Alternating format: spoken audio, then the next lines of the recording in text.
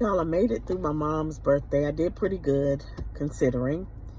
It was April 24th, and I came on here and I made a video to honor her, but there was a list of things that I wanted to do on that day just to honor her. I wanted to check a lot of boxes off, and some of the things I did. I wanted to eat her favorite food. I wanted to drink some of her favorite drinks, non-alcoholic, of course.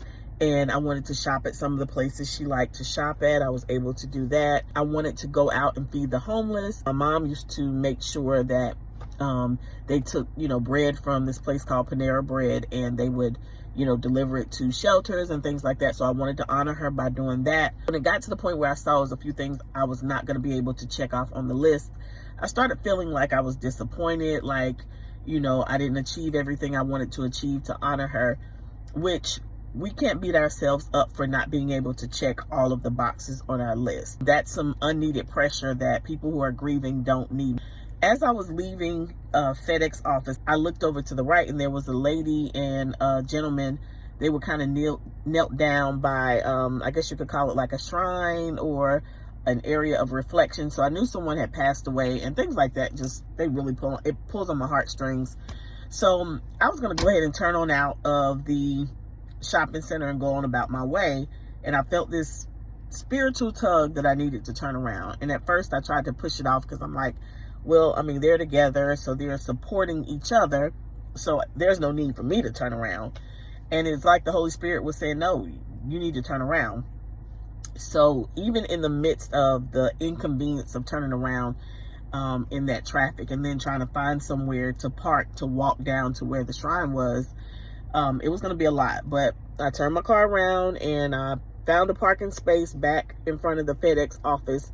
And then as I was about to walk down the hill to meet, the people that I saw, the young lady was coming up towards me. I'm like, okay, well, I don't have to walk down there.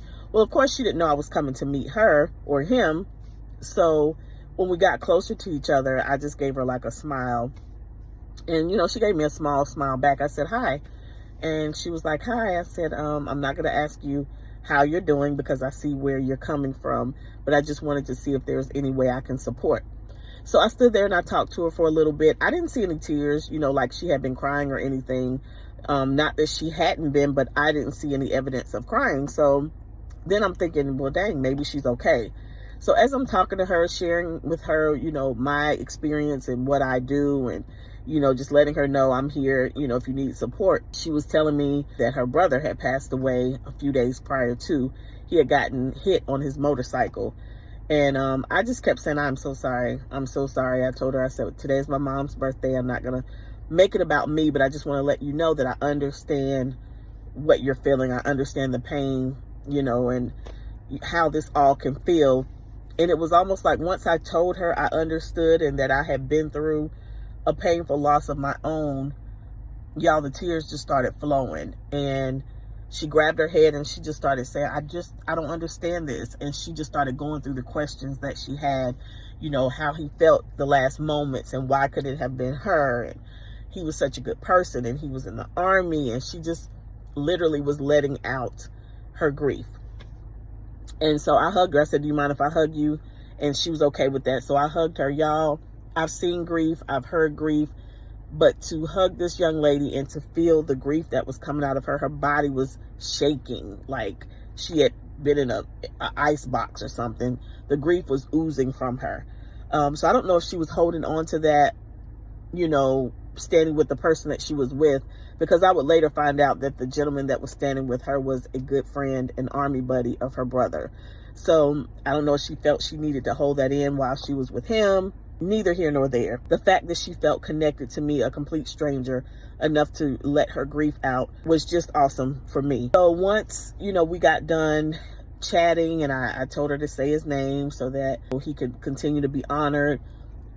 We exchanged numbers. I told her I would check on her from time to time. And she just kept thanking me. She was like, thank you for stopping. Thank you for stopping. I've checked on her since then. She actually sent me a picture of him and told me when the funeral was.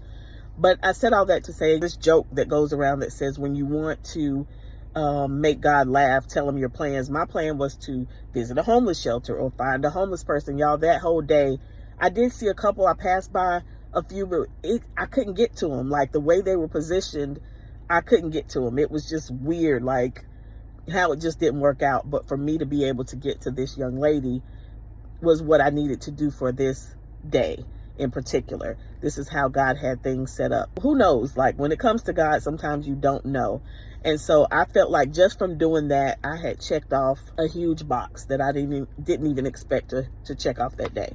So be sensitive to the Holy Spirit. Listen to that pulling whenever you get it, and just release some of the expectations of checking off the boxes that you think are supposed to be checked off. Okay?